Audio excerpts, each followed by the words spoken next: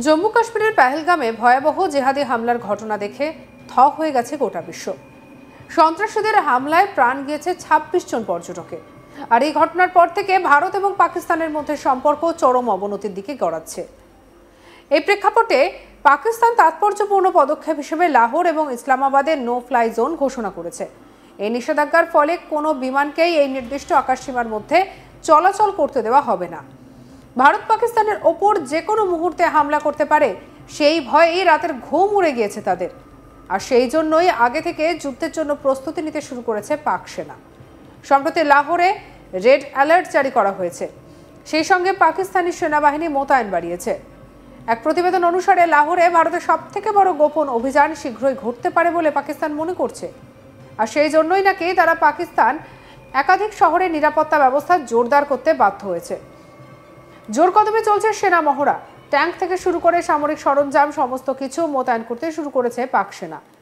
সেই সঙ্গে সূত্রের খবর, পাকিস্তানের সশস্ত্র বাহিনীর সশস্ত্র সদস্যদের ২৪ ঘন্টা শহীদের নিরাপত্তায় মোতায়েন করা হয়েছে।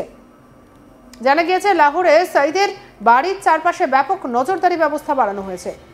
লাহোরের ঘনবসতিপূর্ণ আবাসিক এলাকা মহল্লা জোহর টাউনে রয়েছে হাসিব শহীদের বাড়ি। ২২ এপ্রিল পেহেলগামে হামলার পরে তার বাড়িতে কঠোরভাবে নিরাপত্তা বেষ্টনী মুড়ে ফেলা হয়েছে। সূত্র বলছে যে পাকিস্তান সেনাবাহিনী, আইএসআই এবং লস্কর কর্মীরা যৌথভাবে হাফিজের সুরক্ষার তদারকি করছেন। কম্পাউন্ডে পর্যবেক্ষণের জন্য ড্রোন মোতায়েন করা হয়েছে। বাড়ির ৪ কিলোমিটার ব্যাসার্ধের মধ্যে থাকা সমস্ত রাস্তাতেই হাই রেজলিউশন সিসিটিভি ক্যামেরা বসানো হয়েছে। বাড়ির কাছে কোনো সাধারণ মানুষের চলাচলের অনুমতি নেই। এলাকায় ব্যক্তিগত ড্রোন ওড়ানো নিষিদ্ধ রয়েছে।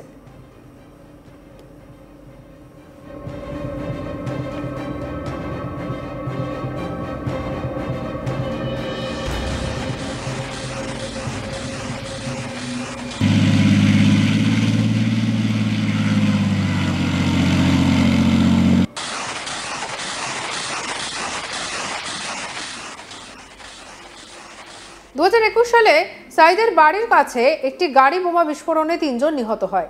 তারপরই বাড়ির চারপাশে নিরাপত্তা বাড়ানো হয়েছিল। গত মাসে তার ঘনিষ্ঠ সহযোগী আবু কাতাল জানে শেষ হন। সেই ঘটনার পরে বাড়ির সুরক্ষা আরও জোরদার করা হয়েছিল। এমন অবস্থায় ভারতকে একের পর এক হুঁশিয়ারি দিয়েই যাচ্ছে পাকিস্তান। তারা বলছে যে কোনো ধরনের আগ্রাসন মোকাবিলায় পাকিস্তানের সেনাবাহিনী প্রস্তুত। ভারত যাতে পাকিস্তানের পরীক্ষা না নেয় সেই বিষয়েও হুঁশিয়ারি দেওয়া হয়। সম্প্রতি পাকিস্তানের সামরিক মুখপাত্র লেফটেন্যান্ট জেনারেল আহমেদ শরীফ ভারতকে হুঁশিয়ারি দিয়ে বলেন, আমরা সর্বত্র সর্বদা উপস্থিত রয়েছি। আমরা সকল ধরনের চ্যালেঞ্জ মোকাবিলা করতে প্রস্তুত। যদি তারা সামরিক সংঘাতের পথ বেছে নেয় তবে তা তাদের পছন্দ হবে। তবে এই সংঘাত কোথায় নিয়ে যাবে তা আমাদের পছন্দ হবে, আমাদের মত হবে। কি বলছেন আহমেদ শরীফ, শুনবো। So we are everywhere all the time. We are ready and we are prepared to take on all sort of challenges. Military confrontation का रास्ता अगर उन्होंने चुनना है तो ये उनकी चॉइस है। आगे ये किधर जाता है ये फिर हमारी चॉइस है। So we are everywhere all the time. We are ready and we are prepared to take on all sort of challenges. Military confrontation का रास्ता अगर उन्होंने चुनना है तो ये उनकी चॉइस है। आगे ये किधर जाता है ये फिर हमारी चॉइस है।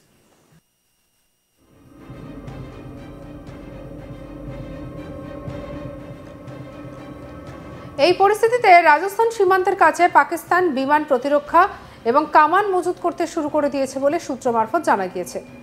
সূত্র মারফত আমরা জানতে পেরেছি পাকিস্তান এয়ারফোর্স একসঙ্গে তিনটে মহড়া করছে, যার মধ্যে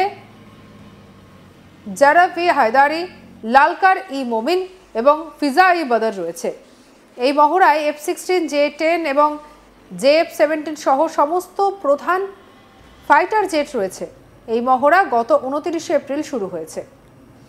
গত ২২ এপ্রিল পাকিস্তানে এক জেহাদি গোষ্ঠী অনুমোদিত সন্ত্রাসবাদী শাখা পেহেলগামে হামলা চালায়, আর তাতেই নিহত হন ২৬ জন নিরীহ পর্যটক। সেই হামলার বদলা নিতে প্রধানমন্ত্রী নরেন্দ্র মোদী ভারতীয় সেনাকে অভিযান পরিচালনার পূর্ণ স্বাধীনতা দিয়েছে। তারপর থেকে উদ্বিগ্নের মধ্যে রয়েছে পাকিস্তান। সীমান্তে নিরাপত্তা বাড়ানোর সঙ্গেই পাক বিমানবন্দরগুলিতেও নিরাপত্তা বাহিনী মোতায়েন করা হয়েছে। সূত্রের খবর, দুই দেশের মধ্যে উত্তেজনা বৃদ্ধি পাওয়ায় ভারত সীমান্তে নিজেদের সেনা মোতায়েন বাড়াচ্ছে পাকিস্তান। নৌবাহিনীকে প্রস্তুত রাখা হয়েছে। পাকিস্তানি সেনাবাহিনী ভারতের সীমান্তে বিমান প্রতিরক্ষা এবং আর্টিলারি ইউনিটগুলিকে এগিয়ে এনেছে। চীন থেকে আসা SH-15 হাউটজারগুলি পাকিস্তান সেনাবাহিনীতে অন্তর্ভুক্ত করা অব্যাহত রয়েছে এবং ইউনিটগুলিকে ভারতের কাছাকাছি অবস্থানে মোতায়েন করা হয়েছে। রাজস্থানের বারমেরের লঙ্গেওয়ালা সেক্টরের কাছে অত্যাধুনিক র্যাডার সিস্টেম এবং বিমান প্রতিরক্ষা ব্যবস্থা আরও আঁটোসাঁটো করেছে। ফিরোজপুর সেক্টরের বিপরীতে ভারতীয় গতিবিধি চিহ্নিত করার জন্য পাকিস্তানি সেনাবাহিনীর ইলেকট্রনিক যুদ্ধবিমান ল্যান্ড করেছে, যা নিয়ে তোড়জোড় শুরু করে দিয়েছে ভারতও।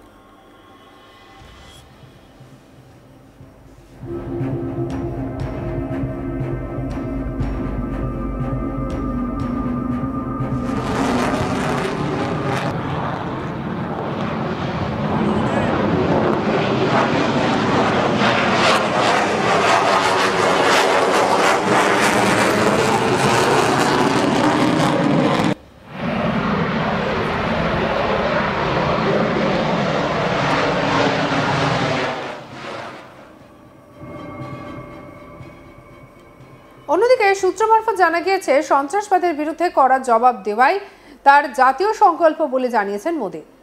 কোন সময় কি টার্গেটে প্রত্যাঘাত তা ঠিক করার জন্য পূর্ণ স্বাধীনতা সেনাকে দেওয়া হচ্ছে বলে জানিয়েছেন প্রধানমন্ত্রী। এর আগেও মোদীর সঙ্গে রাজনাথের বৈঠক হয়েছিল সোমবার। মঙ্গলবার ফের বৈঠকে বসেন তারা। ঠিক এক সপ্তাহ আগে কাশ্মীরের পেহেলগামে সন্ত্রাসী হামলায় 26 জনের মৃত্যুতে ক্ষোভে ফুঁসছে গোটা দেশ। বদলার রব উঠেছে সর্বত্র। কাশ্মীরে সন্ত্রাসী দমন অভিযান শুরু হয়েছে। বেশ কয়েকজন সন্ত্রাসীর বাড়ি ধ্বংস করে দেওয়া হয়েছে। ভারত পাক সীমান্তে সংঘর্ষ বিরোধী চুক্তি লঙ্ঘন করে গোলাগুলির খবর পাওয়া গিয়েছে। সন্ত্রাসী হামলার পাল্টা পাকিস্তানের বিরুদ্ধে একগুচ্ছ পদক্ষেপ করেছে ভারত সরকার। পাকিস্তানিদের ভিসা বাতিল করা হয়েছে, সিন্ধু জলচুক্তি স্থগিত করা হয়েছে, কঠোরতম পদক্ষেপ নেওয়া হবে বলে জানিয়েছেন প্রধানমন্ত্রী। বলেছেন, কল্পনাতীত শাস্তি দেওয়া হবে।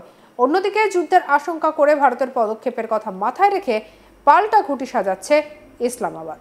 কারণ প্রত্যাঘাত যে আসবে সে ব্যাপারে যেন কার্যত নিশ্চিত তারা।